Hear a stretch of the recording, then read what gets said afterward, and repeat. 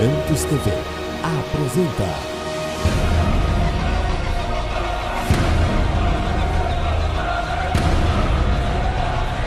Mensagens que edificam.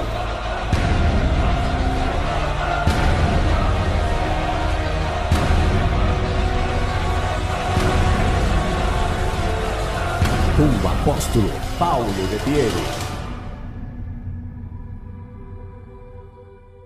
Vou ficar com a palavra porque eu preciso ganhar tempo com ela hoje, e é um assunto bastante sério.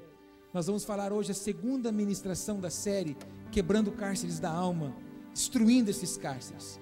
E nós falamos na semana passada, uma introdução daquilo que nós temos que falar sobre esses assuntos. Falamos sobre mágoa, um sentimento traiçoeiro que muitas vezes está enxertado dentro das pessoas e elas não sabem que estão vivendo aquilo. E hoje eu quero falar com você sobre um assunto bastante sério também, que muitas vezes está impregnado na vida das pessoas e muitas vezes as pessoas não sabem que tem, não sabem que sofrem, não sabem que padecem. Hoje eu quero falar sobre um sintoma que até hoje tem destruído muitas pessoas: sentimento de rejeição.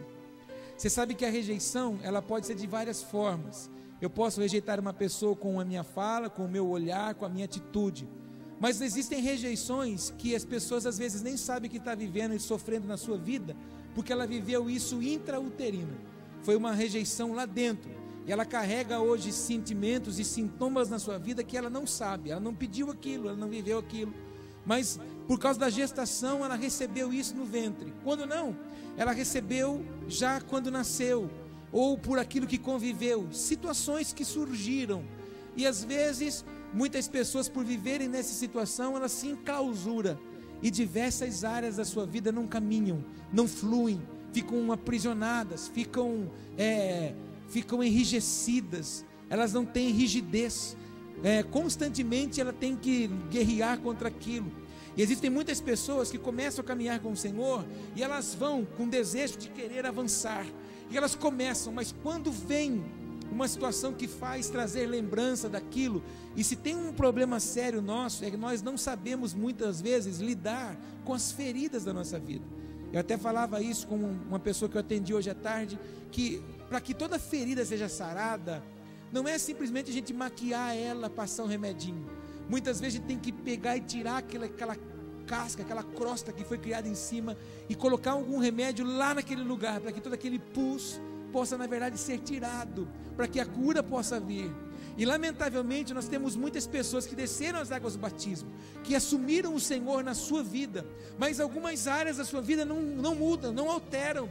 Ela continua tendo dificuldade para viver em alguns momentos da vida, justamente talvez por causa desse sentimento chamado de rejeição, muito sério. Mas tem um texto lindo do livro do profeta Isaías, capítulo 49, versículo 15. Ele diz assim: porventura pode uma mulher esquecer-se tanto de seu filho que cria, que não se compadeça dele, do filho do seu ventre? É uma pergunta. Aí vem a resposta: mas ainda que essa se esquecesse dele, contudo eu não me esquecerei de ti. Isaías 49, verso 15. É difícil para nós entendermos muitas vezes esse texto. Pode uma mãe esquecer-se do seu filho que gerou, que ela viveu, e toda aquela alteração no seu corpo, ela pode se esquecer? É claro que pode. A gente vê isso todos os dias, nos noticiários da televisão, da internet, dos jornais. Nós vemos mães jogando filhos, matando filhos, e assim por diante. Pode sim. Pode eu viver numa situação de abandono, de esquecimento, de desprezo por qualquer pessoa? Claro que posso. Mas o difícil para nós muitas vezes lidar, sabermos que podemos viver tal situação, é saber que Deus, contudo, não vai se esquecer de mim, de você, jamais. Porque Deus não fez a mim e a você para vergonha. Deus nos fez para sermos imagem e semelhança dele. Então ele tem o desejo de produzir honra na minha vida e na sua. Mas eu preciso ter essa consciência de que jamais serei esquecido e desamparado pelo Pai. Só que as escolhas que faço da minha vida, as atitudes que eu procuro muitas vezes colocar na minha vida, é que demonstram se creio ou se não creio no Senhor. Existem pessoas que são diminuídas no seu trabalho, são pessoas que são diminuídas na sua família, são pessoas que são diminuídas no meio da sociedade, dos amigos, esquecidas, se sentem rejeitadas, excluídas. Tem pessoas que são excluídas por causa da roupa que veste, algumas são excluídas por causa da pronúncia que tem.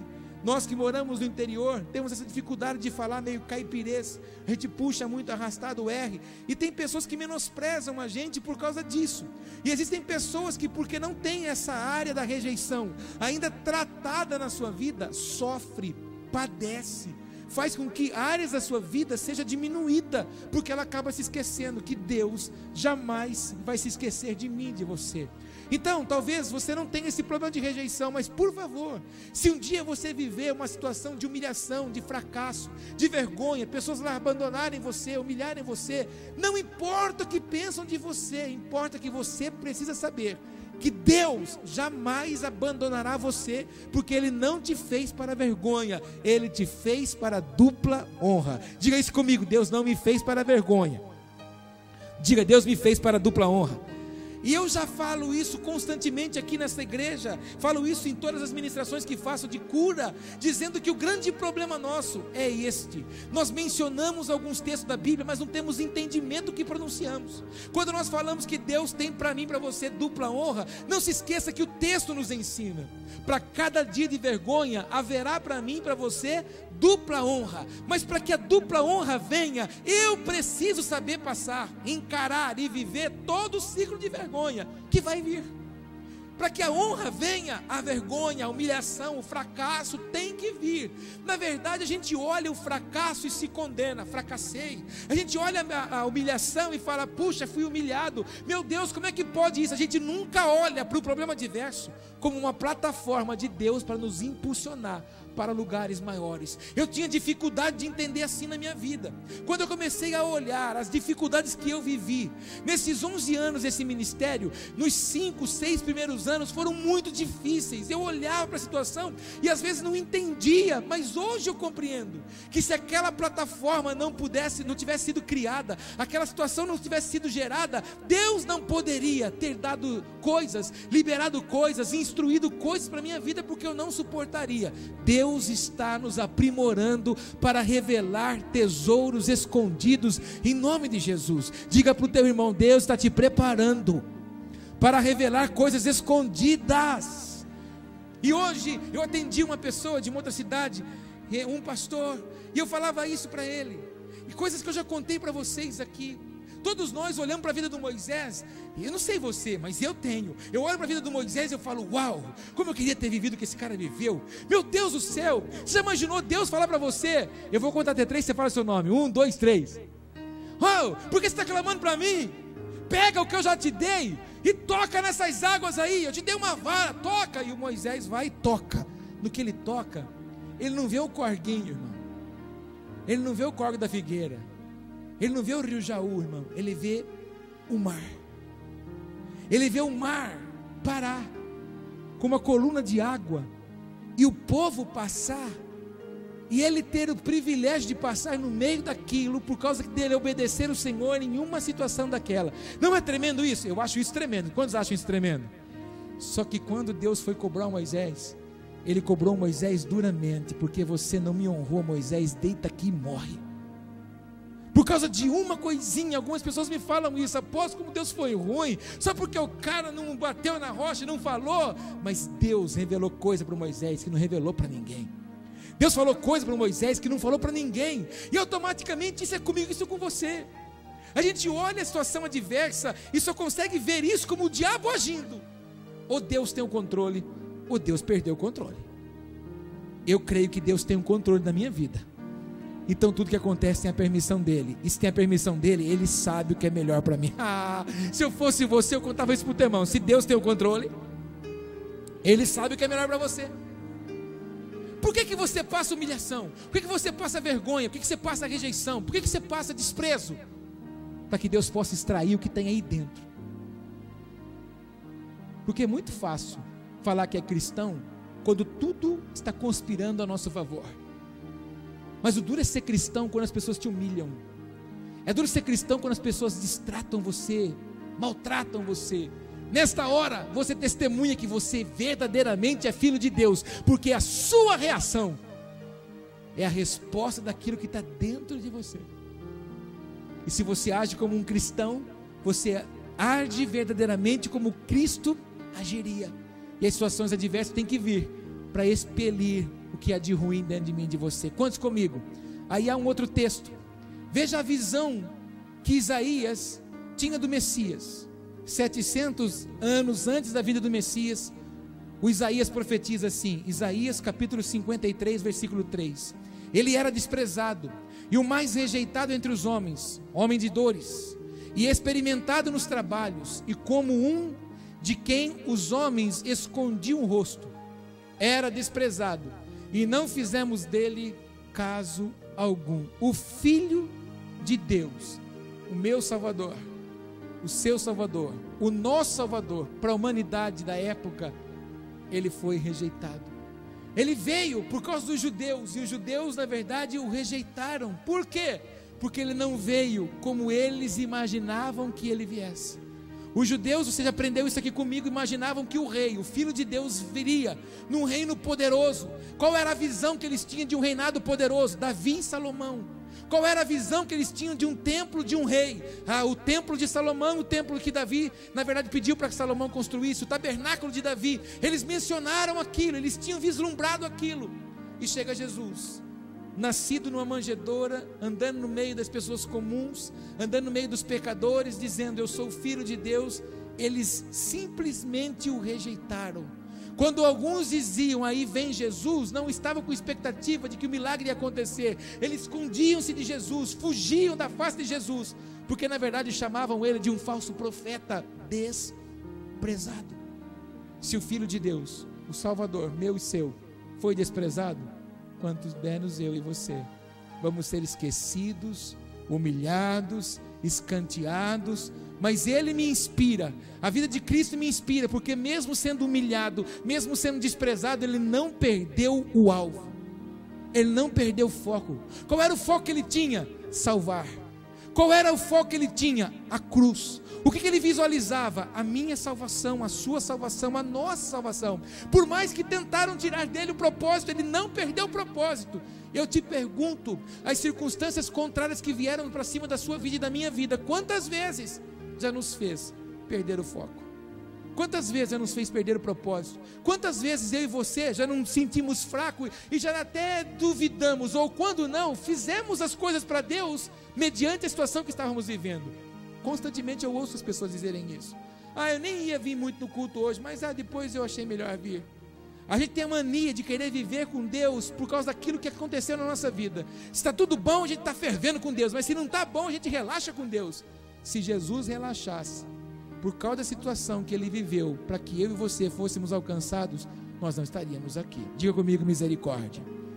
A vida de Jesus me inspira, porque ele veio em carne para mostrar para mim e para você que é possível suportar todo tipo de afronta, de vergonha e de humilhação. Mas por causa da vergonha, da humilhação que ele viveu, mas da obediência que ele se submeteu, o nome dele, e ele foi exaltado acima de qualquer nome. Não há um nome mais poderoso do que Yeshua HaMashiach. Ele é o meu, o seu, o nosso Messias. Você pode dar um forte aplauso para a ovelha muda, que foi ao matadouro por mim e por você.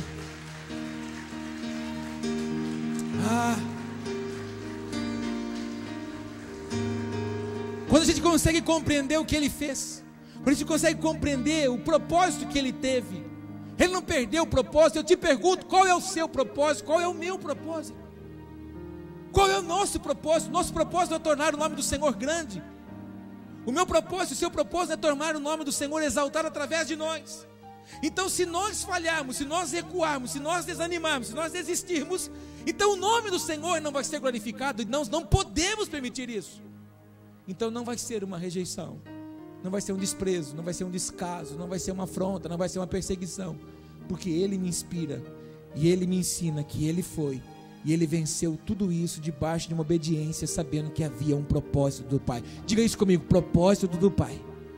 Se você quiser ser profeta por algum instante, diga para o irmão do seu lado: você nasceu para um propósito. Agora grita no ouvido dele: não o seu, o dele. Olha para mim, o que tem de gente frustrada dentro das igrejas. Estou falando das igrejas, porque elas vêm para a igreja pedindo para Deus realizar os propósitos dela. E aí está errado o que ela está pedindo. Deus, realiza os meus propósitos. Não, Deus, realiza os teus propósitos na minha vida. O maior exemplo da Bíblia que nós podemos olhar para isso era Ana. Ana queria o quê? Um filho. Me dá o quê? Um filho. Leia o texto e compreenda. Enquanto ela pede um filho, Deus não dá nada para ela. Deus não responde nada para ela. Ela se angustia.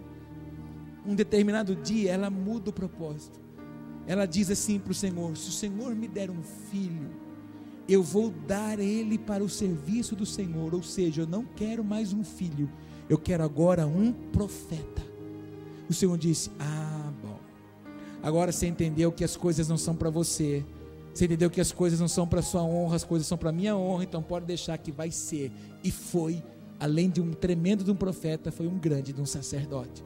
Os propósitos do Pai precisam ser prioridades da minha vida e da sua vida. Ah, fala para você, eu preciso organizar propósito de Deus na minha vida.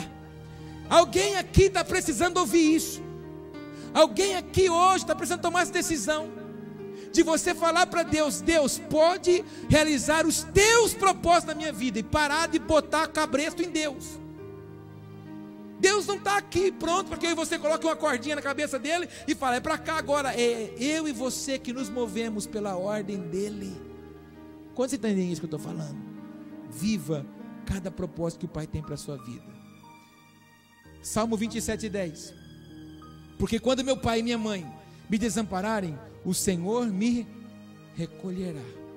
O salmista disse assim: olha, se um dia o meu pai e minha mãe me abandonar, o Senhor me recolhe. O que é recolher? É tomar você e te agarrar. E o salmista, o Davi, sabia muito bem o que era isso. Porque o Davi, quando Samuel vem ungir os filhos, vem escolher dentre os filhos de Jessé o novo rei de Israel, quem que o pai dele deixa para trás? Ele. Prepara todos os outros. Tinha uns que ficavam levantando toco lá para fazer musculação, ficar bonito, passar babosa no cabelo para ficar arrumado. Mas o Davi, o pequenininho, o mais ruivinho, mais aparência bonita, mas o mais raquíticozinho de todos, fica lá. Esse não tem perfil de rei, esse não tem padrão de rei, esse não tem aparência física de rei, então deixa ele lá. Quando passam todos, Jessé diz: acabou? Não, tem um, falta um. Ah, tem um lá, o esquecido nosso, o rejeitado nosso, o que cuida das nossas ovelhas lá, esse está aí. Aí manda chamar, e é esse então que é ungido rei. Mesmo sabendo que Deus marca a vida de Davi, depois o que o pai faz? O pai manda o Davi levar comida para os irmãos. Quando Davi vai e derruba o Golias, os irmãos estavam no exército de Saul, mas o pai só conseguia ver em Davi um homenzinho que podia levar marmita e comida para os irmãos, enquanto naquele momento o pai dele não sabia, mas estava enviando para o campo de batalha o homem que iria salvar Israel. Não importa o que as pessoas pensem da sua aparência física, importa que Deus conhece você por dentro, e Deus sabe as intenções do seu pensamento. As pessoas podem não entender a sua forma de agir, mas Deus te compreende. Deus sabe o temor, Deus sabe o amor, Deus sabe a reverência que você tem para as coisas dele. Então não se preocupe, pode as pessoas todas virarem as costas para você, não darem um mínimo de crédito para você. Deus sabe quem é você, porque ele te escolheu para tornar o teu nome grande e tirou você de trás das malhadas em nome de Jesus. Repete isso: Deus me tirou de trás das malhadas para fazer o meu nome grande. Não se subestime, não se ofenda com as situações que vêm. Davi, assim como José, tinha motivos para não ver propósito cumprido. Davi poderia muito bem não ter querido ser rei de lugar nenhum, mas na verdade ele tinha um propósito. E o mais lindo de tudo isso, irmãos, é que quando Saul morre, Davi sabia que o trono era para ele, mas ele não vai a Jerusalém. Davi desce para Hebrom, e todos vão até Hebrom para ungir Davi, dizer: Davi, nós precisamos que você governe sobre nós. Eu tenho que liberar uma palavra aqui, e você precisa entender essa palavra agora. Pergunta para o irmão: você vai entender direito essa palavra agora? Mas todas as pessoas que nos desprezam e nos menosprezam, um dia elas têm que descer e dizer: eu preciso de você.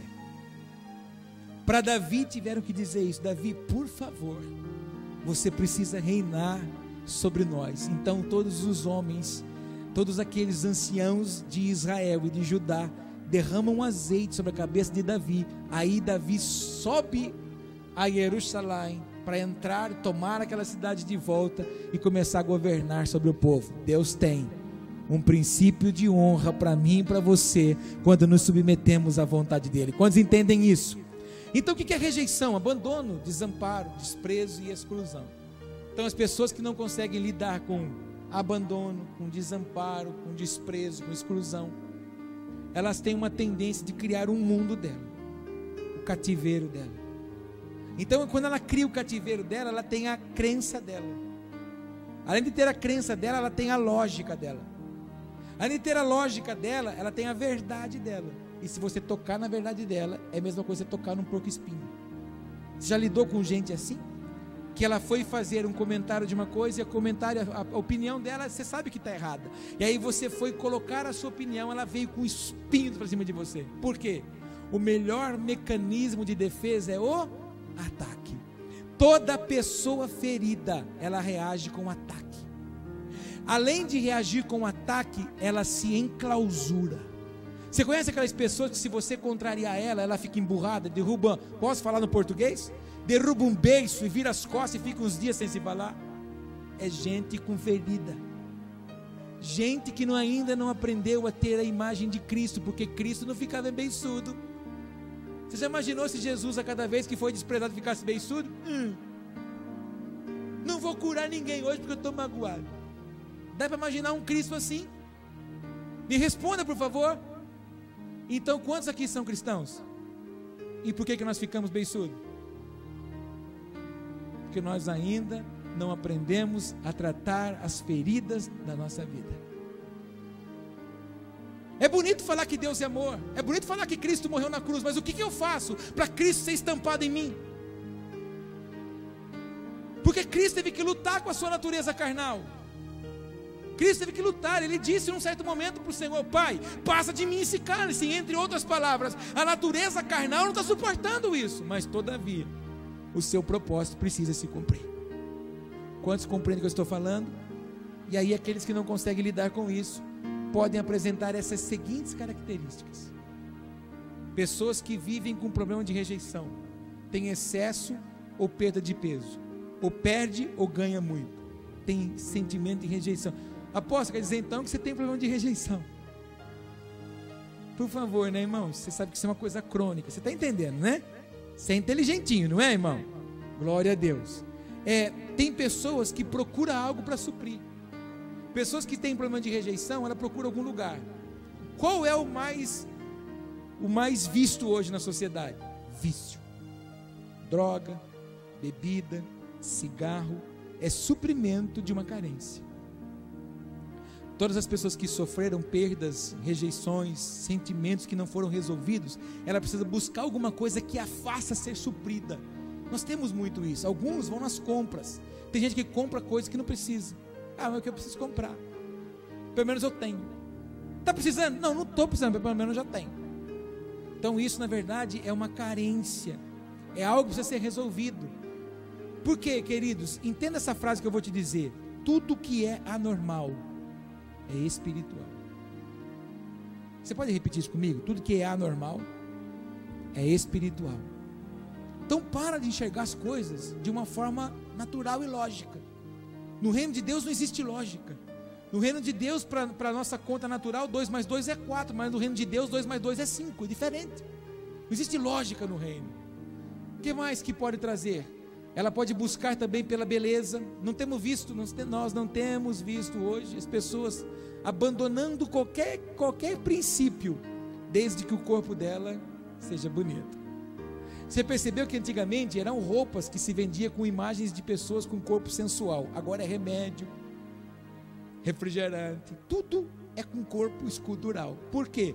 Para preencher a carência na vida das pessoas. E nós estamos vivendo um período muito mais difícil do período da minha infância. Eu costumo dizer que as crianças de hoje nunca vão ter a infância que nós tivemos.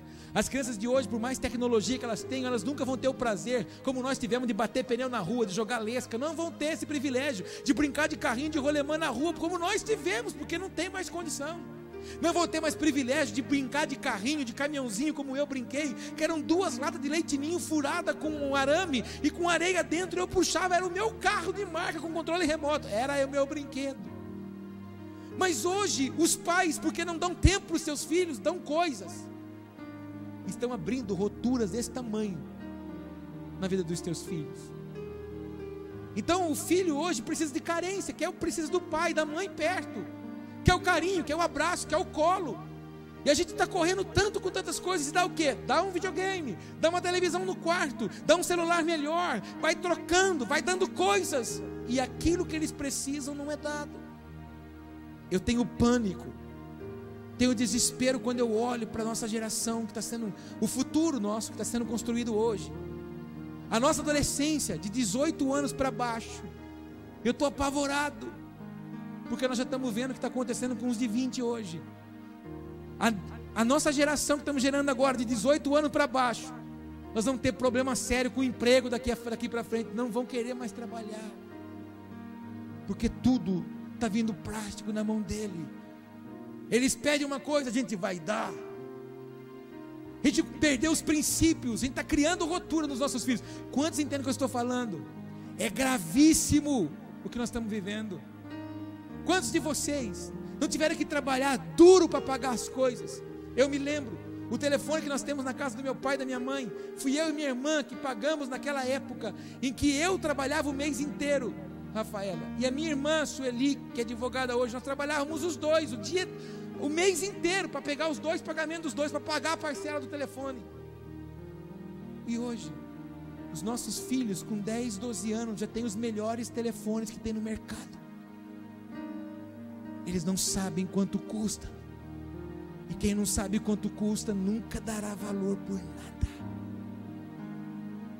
Então, irmãos, isso que eu estou tratando com você hoje aqui, que alguns de nós estamos tratando da nossa vida, nós temos que nos preocupar em cuidar da geração futura. Nós precisamos cuidar da geração futura, porque eles vão vir cheios de feridas. Hoje, os pais correm tanto por atingir propósitos pessoais, que aí nós colocamos as crianças para cuidar, pessoas cuidando dos nossos filhos. Nós perdemos a impressão digital nossa dos nossos filhos. É muito sério o tempo que nós estamos vivendo. Quantos comigo? Deixa eu pular aqui. Corpo perfeito para serem aceitos. Então as pessoas, elas querem ter um corpo bonito para ser aceita. Fala com voz fraca e insegura. Princípio de quem sofre ainda com rejeição. Descuida a aparência. Você conhece pessoas que não se preocupam com a aparência?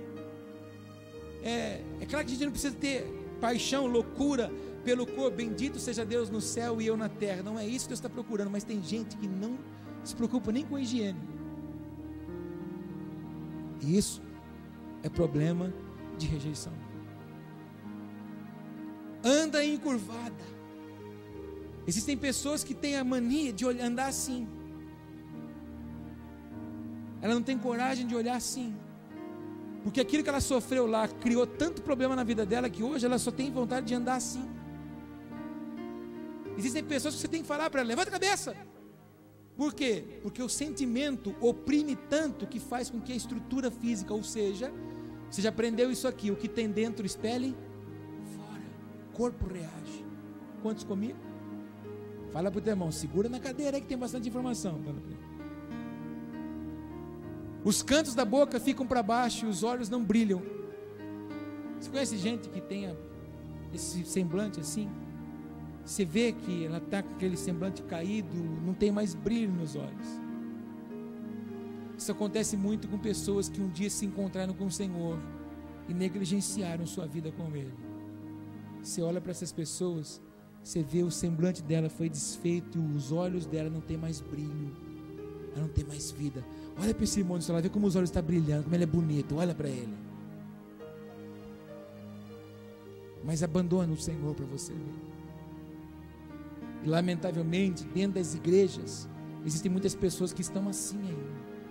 E ela foi ensinada que tudo é demônio. Não é demônio, é alguma coisa que não foi resolvida. Tem aparência triste. Você conhece pessoas que têm aparência triste? Você olha para a pessoa, você vê nela uma aparência triste. Problema de rejeição. Evita olhar diretamente nos olhos das outras pessoas. Já falei sobre isso. Problemas ligados à rejeição. Possíveis sintomas da rejeição. O que acontece com a pessoa quando ela está presa nisso?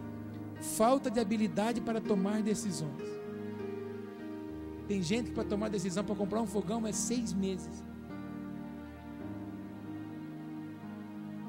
Mas é medo. A rejeição traz medo. A rejeição cria cativeiro. E aí, o que acontece? Vacila até para tomar as decisões mais insignificantes.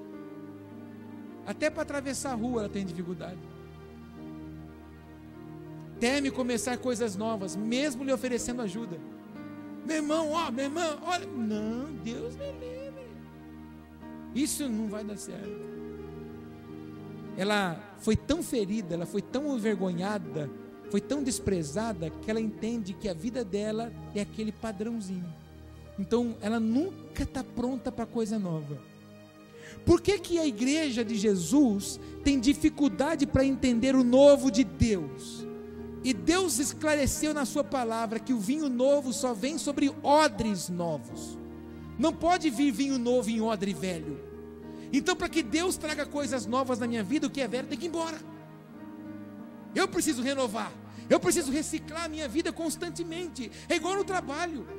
Você que trabalha em empresa, que você tem metas para cumprir, é sempre uma reciclagem, é sempre um curso, é sempre uma palestra. Para quê? Para renovar você.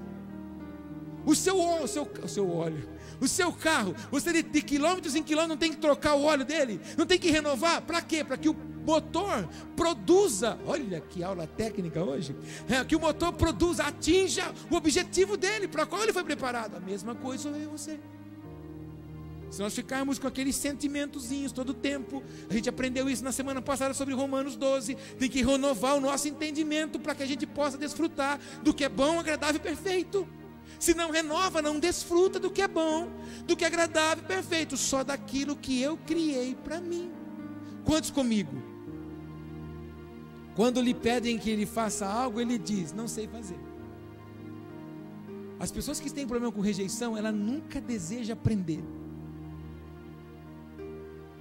Eu vou falar uma coisa para você, irmão. Se tem uma coisa que o diabo nunca vai roubar de mim, é o conhecimento. E você só vai conhecer se você tiver vontade. Se você for daqueles que esperam os outros fazer, não, tem um irmão que faz. O irmão faz, mas eu preciso aprender. Tem que haver em nós. Então, se você tem dificuldade de não ter vontade de querer aprender a fazer as coisas, peça para o Espírito Santo te lembrar hoje. Se não tem uma situaçãozinha lá atrás que trouxe um sentimentozinho na sua vida de rejeição, de desprezo, que fez você dizer assim, não vale a pena. Quantos comigo? Não pede as coisas de que necessita. Ele precisa, mas tem medo de chegar. Eu preciso que a Rafaela me ajude, mas eu tenho medo de falar dela, porque um dia, quando eu fui falar com alguém, eu recebi um não muito grosso, muito duro, e aquilo me feriu. Então isso gerou em mim a falta de habilidade para tomar decisões. Quantos entendem o que eu estou falando? Fala assim comigo, falta de habilidade para tomada de decisões. Eu não vou perguntar para te expor, mas se você tem dificuldade para tomar decisões, fala para o Senhor hoje, quando esse culto estiver no final, Senhor, eu quero sair daqui hoje curado. E eu escolho depositar aos pés da cruz de Cristo todos os sentimentos que um dia me feriram e que me trouxeram essas dificuldades. Outra coisa que nos traz a vida no mundo da fantasia. Conhece gente que fantasia tudo? Não participa facilmente de brincadeira. Você conhece pessoas que você vai brincar com ela, meu Deus, você ofendeu ela, parece que tem um tapa na cara dela, essa pessoa, você não pode brincar com ela. Quando não, ela veste um manto de santidade, que ela é a mais santa de todas. Por quê? Porque ela não quer expor a dor, a ferida que está lá. Então ela veste uma capa daquilo que ela não é. Então ela não consegue se relacionar no meio daquelas pessoas. Quantos comigo? Dá para imaginar um céu, todo mundo emburrado? Faz uma cara de emburrado agora e olha emburrado para o irmão do lado. Dá para imaginar um céu assim, irmão? Um Deus bravo, emburrado assim, falando para os anjos: ó, Joiada, pega aí. Dá para imaginar, irmão? Dá para imaginar um Deus de saco cheio, irmão? Dá para imaginar um Deus estressado, irmão? Ai, não fala comigo agora que eu estou cansado. Dá para imaginar um Deus assim? Dá para imaginar um Deus que fala: essa crentada só me dá dor de cabeça? Dá?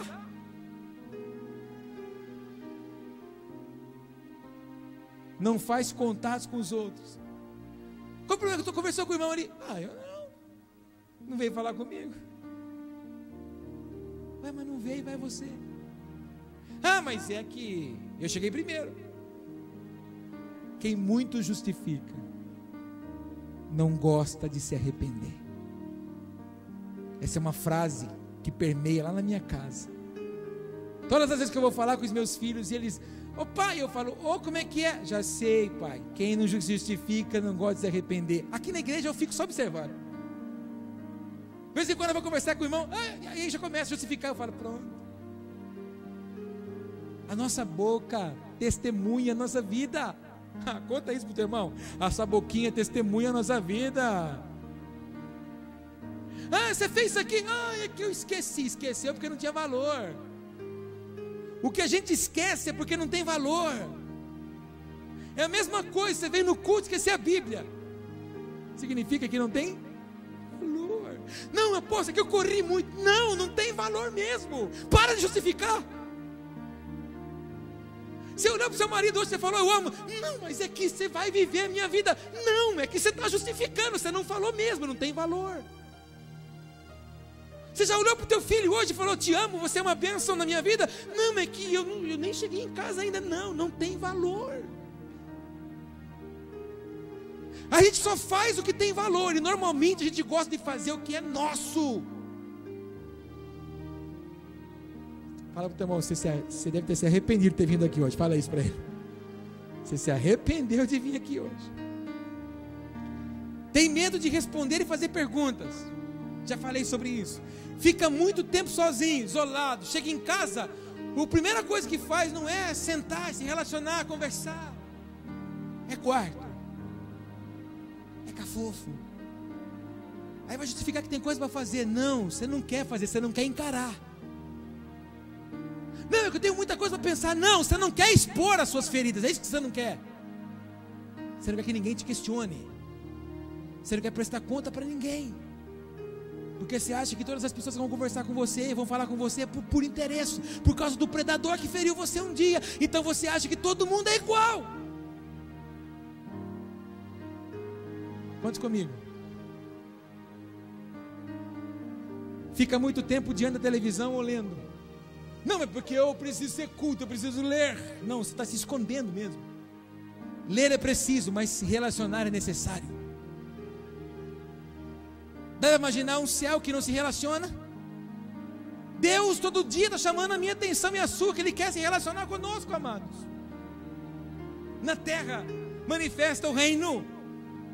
E se a gente na verdade se tranca: não, é que eu estou muito estressado, agora eu preciso ficar aqui. Os homens são vivos? Os homens? Você sabe que nós temos a necessidade de ficar sozinhos e isolados. Eu mesmo, eu corro o dia todo. Hoje eu saí daqui da igreja às 5 horas, fui embora para casa. E esse intervalo do meu jantar, eu tenho que jantar até 5h30, por causa dessa dieta que eu fiz, eu janto 5h30. E então eu jantei, comi uma raçãozinha lá, né? Porque jantar às 5h30 é uma ração. E aí peguei a raçãozinha, eu já olho para a turma lá em casa e falo assim: preciso agora dos meus 40 minutos na caixa do nada. Então eu vou lá para a minha sala, eu deito, reclino no meu sofá, tem uma posição que eu gosto, fico lá e aí eu fico em estado alfa ali agora. Eu preciso desse momento. Mas depois a minha vida, ela volta ao normal. Então nós vamos tomar muito cuidado quando a gente chega em casa e quer se esconder na televisão ou na leitura, ou se trancar dentro do nosso quarto para não esconder as nossas feridas. Conte comigo. Prefere amigos imaginários do que amigos reais. Sabe que isso é uma realidade. Eu vou te perguntar uma coisa. Existem pessoas, se eu perguntar aqui quantos amigos você tem, você fala, pelo amor de Deus, preciso pensar até amanhã para começar a relacionar, porque é um batalhão. Mas para alguns de nós, quando nós falarmos isso aqui, quantos amigos você tem? Você fala assim, espera aí que eu preciso ver se cabe. Tem 3. Deixa eu te dizer uma coisa, selecionar amizade é espetacular, mas privar de ter amigos é doença. Muito cuidado. Amigos não são colegas. Colegas eu tenho um monte, mas amigos eu também tenho poucos. Porque amigo não fala o que você gosta. Amigo não faz o que você gosta. Amigo fala o que você não gosta de ouvir. Porque o amigo não quer te ver na fria. O colega não. Isso mesmo, dá na cara mesmo. Isso, bate, chuta, humilha, isso aí. Coleguinha é isso. Amigo é perdoa, não é assim não. Você está agindo errado. Amigo não fala o que você gosta. Amigo chega na sua cara e fala assim, você está fazendo arte com aquelas motos lá, pode parar com esse negócio. Amigo fala isso. Amém, irmão? Revelação, hein? Amigo fala isso, amigo fala desse jeito. Quantos comigo? Outra coisa para terminar, mau comportamento repetido deliberadamente. Age de uma forma errada. Tem o hábito de mentir ou de roubar. Conhece gente mentirosa, irmão? E roubar não é carro, rouba banco, viu, irmão? Tudo que não é meu, que eu peguei, é roubo. Você conhece pessoas que na verdade você tem um sonho, ela quer viver o seu sonho. Normalmente as pessoas que estão presas dentro da rejeição, elas não conseguem viver pela promessa de Deus, então ela vive pela impulsão da vida dos outros. Por isso elas roubam. Tem gente que você fala assim, Deus tem um problema. Sabe que eu nem sei o que Deus tem na minha vida? Está sofrendo ainda com alguma coisa que não foi curada. Prejudica-se a si própria e aos outros. Você conhece pessoas que não se preocupam desde que as pessoas estejam junto com ela, prejudica, fala, engana, faz tantas coisas que prejudica tantos. Chama a atenção fazendo alguma coisa proibida. Conhece gente que sabe que não pode fazer e faz? Por exemplo, quantos são crentes em Jesus aqui? Todos nós sabemos o que podemos, o que devemos fazer, pensar, falar, comer e beber. Os lugares que agradam a Deus para irmos. Sabemos ou não sabemos? Mas a gente escolhe ir fazer o que quer. E se faz aquilo que é proibido, significa que tem coisa ainda que não foi tratada. Quantos compreendem o que eu estou falando? Nossa, sua cara está me assustando hoje. Vamos lá. Faz coisas insensatas ou perturba os outros constantemente. Conhece aquelas pessoas que dá vontade de pedir para Deus mandar um raio na cabeça para queimar logo? Conhece aquelas pessoas que é desesperador ficar do lado dela? Você pede para ela, coloca aquele negócio ali. Aonde? Ali? Não, ali. Ah, tá bom, põe aqui. O prazer dela é te perturbar. O prazer dela é ficar te atormentando. O prazer dela é ficar cutucando. Sabe essas pessoas? Porque ela precisa chamar atenção. Manifesta uma atitude extremamente competitiva. Precisa que os outros vejam que o dela é melhor. Nas igrejas, é visível quando você vê pessoas que têm feridas. É quando ela quer um cargo. Ela precisa ter uma posição para ser aceita. Isso significa que as feridas não foram tratadas ainda, porque ela precisa parecer mais do que Cristo na vida dela. Você pensa que é gostoso estar aqui? Para estar aqui com esse microfone aqui tem um peso, irmão, tem uma responsabilidade gigante para estar aqui. E tem gente que quer porque quer, sem estar curado ainda. Como é que um cego guia outro? Como é que eu posso pregar esse sentimento de rejeição na sua vida se eu não tivesse tratado ele na minha vida? Irmão, a minha vida inteira eu fui fora de forma. A minha vida inteira eu carreguei esse estigma de gordo, baleia, caixa d'água, Moby Dick. Alguns colegas de escola chegavam a me chamar de Dick, Moby Dick, por causa do tamanho. Mesmo não sendo crente, isso nunca me fez ser menor. Pelo contrário, eu sempre me destaquei em todos os lugares que eu fui. Por quê? Porque eu nunca aceitei isso para minha vida. Não gosta do meu formato? Fica longe de mim. É igual quando as pessoas olham: nossa, essa roupa aí não está legal, essa blusa não está ornando. Dá uma que orna. Aleluia. Glória a Deus, amém? Comigo é assim, irmão. É simples, é prático. Eu não gosto das suas pregações, não vim congregar aqui. Eu não gosto da forma como você ensina. Hasta la vista, baby.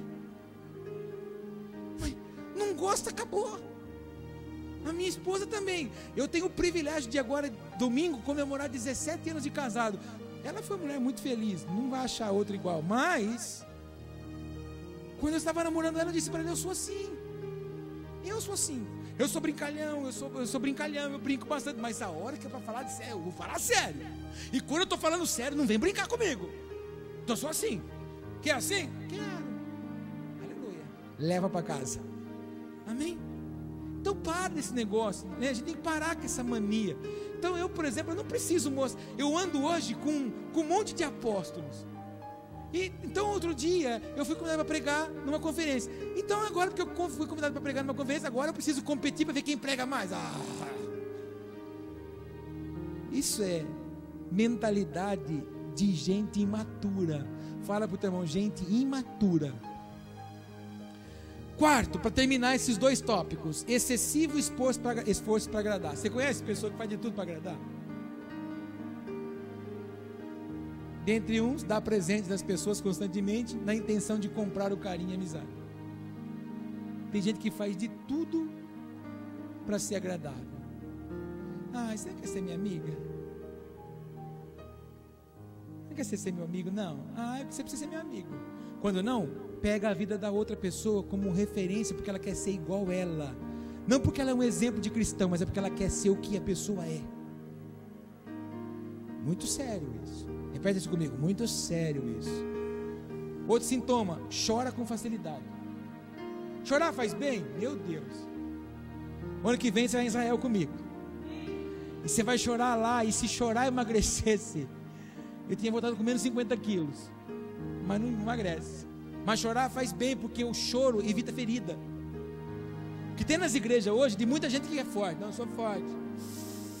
Olha o choro. Não engole não, chora. Esse negócio de engolir o choro que a gente falava para os nossos filhos. Eu ouvi muito isso na minha infância. Meu pai dava uma coça. E ele falava: engole o choro, rapaz.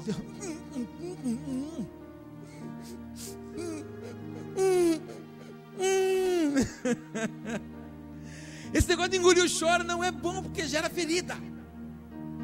E o grande problema é o seguinte: você foi rejeitado, você foi desprezado, você foi humilhado, você foi deixado para trás, você tem que chorar, porque doeu.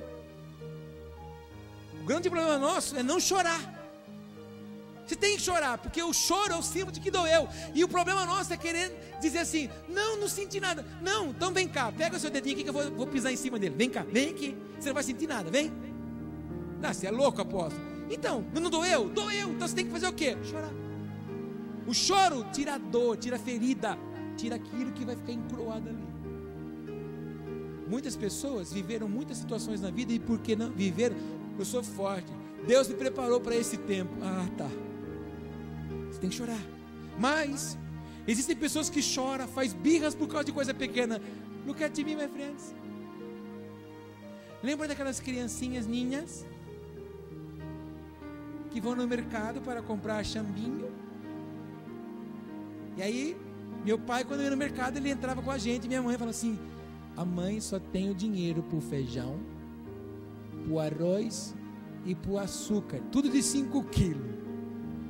Olha os formatos hoje. Então a mãe só tem isso, e para os macarrão de pacote de papel. Amém, filho? Amém. Aí chegava na frente do iogurte, né? E tomava 1 por mês. E aí, eu quero, mãe. Não tem, mãe já falou. E hoje, eu passo em alguns lugares e eu vejo as crianças pegando, jogando no chão e fazendo aquilo. Eu olho para a profetisa Márcia. A profetisa Márcia só fala assim para mim: se fosse meu filho. Que lá em casa, é assim ou não é, filho? Se for verdade, fala amém. Olha lá. Lá em casa, a fita era passada do jeito, irmão. Então, existem pessoas que fazem birras. Birras, é para quê que faz birra? Para chamar. Pessoas que têm rejeição precisam chamar atenção. Não vem mais nessa igreja. Ninguém me trata direito aqui. Ai, mal resolvido. Estou brincando para você dar risada, né? Porque sua cara estava assustadora. Mas é uma ferida que está mal resolvida. O que mais? Queixa-se que ninguém gosta dela. Conhece? Chaves. Ninguém gosta de mim. Ah, meu Deus. Conhece gente assim? Então agora você tem habilidade espiritual para dizer para essas pessoas: olha, deixa o Espírito Santo tratar essa ferida. Você não é rejeitado, você é amado. Inclusive eu amo você. Vai e cura essas pessoas. Deixa eu dizer uma coisa para você. Se você não teve tempo para ir no asilo domingo, você deixou de receber. Eu precisei usar essa frase que eu falei para você não fazer. Eu precisei usar para mim. Eu precisei dizer para mim lá várias vezes: engole o choro, engole o choro, engole o choro. Eu conversei com 3 ou 4 senhoras que elas não precisam de comida, elas precisam de amor, elas precisam de carinho, elas precisam contar a vida delas. Aí eles começaram a cantar: você é o espelho que reflete a imagem do Senhor. Que jeito, irmão, que vai refletir se não recebe amor? Quem não recebe não sabe dar. Ninguém dá o que não recebe. O ambiente lá é um ambiente de treva, um ambiente pesado. Se você vai lá, você fala: obrigado Deus, o Senhor me dá muito. Se você vai lá, você fala: eu não tenho problema.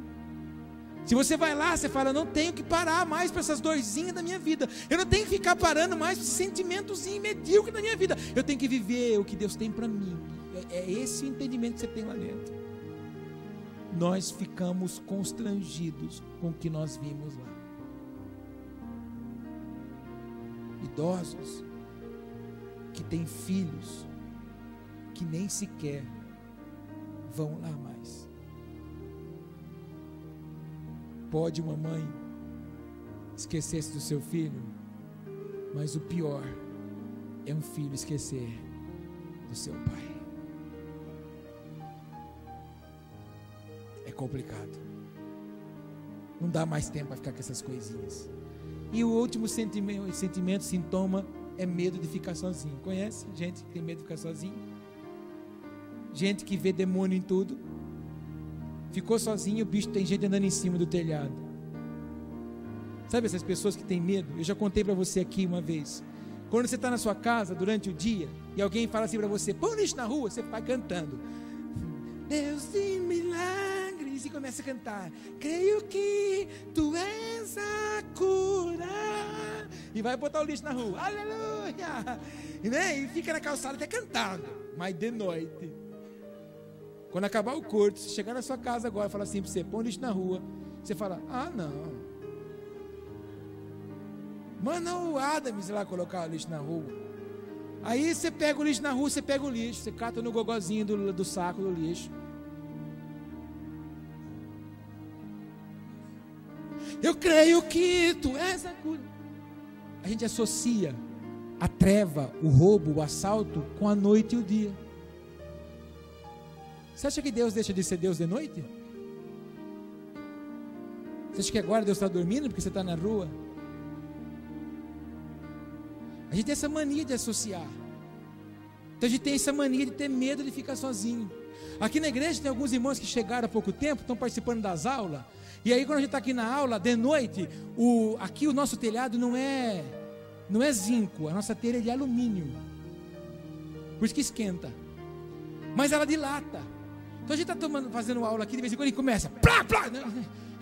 Tem alguns irmãos que falam: ai, foi calma que não é demônio. Então as pessoas se assustam muito com barulho, não é? Tem gente que dorme com a casa fechada e com a chave debaixo do travesseiro, com medo que alguém vai abrir a casa e vai entrar lá. É impressionante.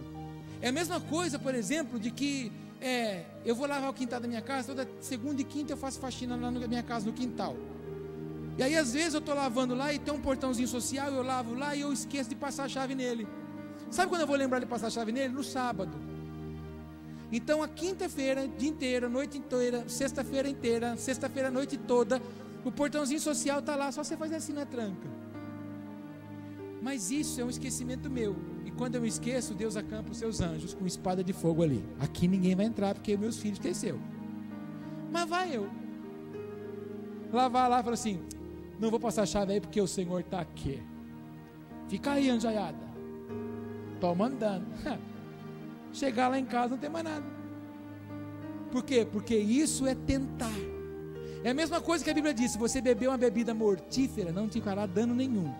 Mas se você for ali no mercado comprar um vidro de aerosol, SBP aerosol, aí você fala assim: vou beber esse veneno, quer ver? Nem vai, pronto, nós vamos ver lá você já. Porque você tentou, você sabe. Se você beber enganado, Deus te preserva disso. Mas você tentar é diferente. Quantos entendem isso? Então, medo de ficar sozinho, pede para o Senhor hoje: Pai, trata esse sentimento que tem na minha vida. E aí, despreza-se a si próprio e aos outros. Critica e julga. Quem critica muito é porque não aceita os seus defeitos. Quem julga muito é porque não quer ser julgado. Você conhece as pessoas que só julgam? Mas também, esse apóstolo não cabe esse culto na hora certa. Esse apóstolo. Culpa os outros pelos seus erros. Então, não fiz por causa do fulano aí, né? Lá em casa também, minha casa, pelo amor de Deus, é porque você não sabe quem mora lá em casa, né? Então, a gente arruma um monte de desculpa. O que mais? Encontra desculpa para justificar o seu comportamento. Nossa, como você está nervoso. Não, eu estou nervoso porque você fica fazendo. Nossa, como você é grosso. Não, eu sou grosso porque você é. Nossa, mas como você... Posso falar no português ou não? Nossa, como você é patudo, dá uma patada. Eu dou patada porque você fica bem. Não é, é reação. É reação daquilo que tem dentro. Diz coisa do tipo: eu sou melhor do que ele. Esse cara filma bem. Mas se eu tivesse filmando. O apóstolo está pregando hoje aí sobre rejeição. Mas se eu tivesse pregando, eu não pregaria isso. Então, Deus está te curando para depois você pregar. Aleluia. E aí, o que nós fazemos? Oraremos. E vamos falar assim para Ele: Pai, minha vida não é sua só por fora, a minha vida é sua por dentro também. Então vai lá, Senhor, lá naqueles lugares que um dia eu me aprisionei. Vai naquelas situações que um dia eu me enfiei, ou me enfiaram, porque eu quero sair desse lugar. Eu não quero mais viver assim. Quantos entendem isso?